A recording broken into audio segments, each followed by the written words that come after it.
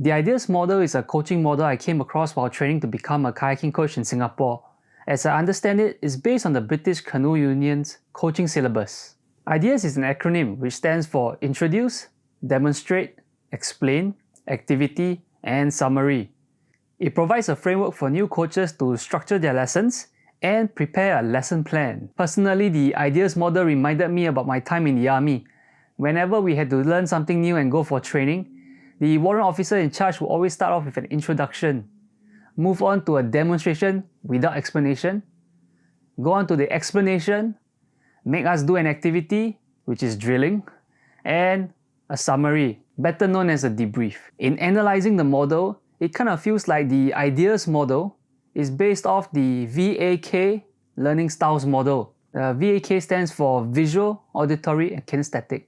I say this because the demonstrations would cater to the visually dominant learners, the explanations would cater to the auditory dominant learners, and the activity will cater to the kinesthetic dominant learners who prefer a hands-on approach.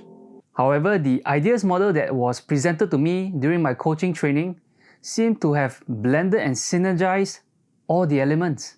Here's what I mean. The introduction would set the scene and give learners a rough idea of what to expect. And the demonstration would provide the visual context and stimulus for the explanation that follows. Then we have the activity, which should take out the bulk of the time. This allows learners to imitate what they've seen and heard to actually try and perform the skill on their own. But this is where I differ from the army. Instead of drilling, I prefer to let learners experiment and move around the group, giving specific feedback to the learners individually. Then we have the summary. Personally, I tend to blend the activity and the summary together. Here's what I do.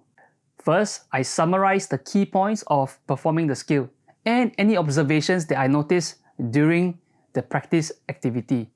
Next, I get learners to think about how the skill can be applied in a real-world context. Lastly, I present the learners with another activity which requires them to perform the skill they just practiced in an authentic setting to reinforce the learning. And that's my breakdown of the IDEAS coaching model as used in coaching kayaking.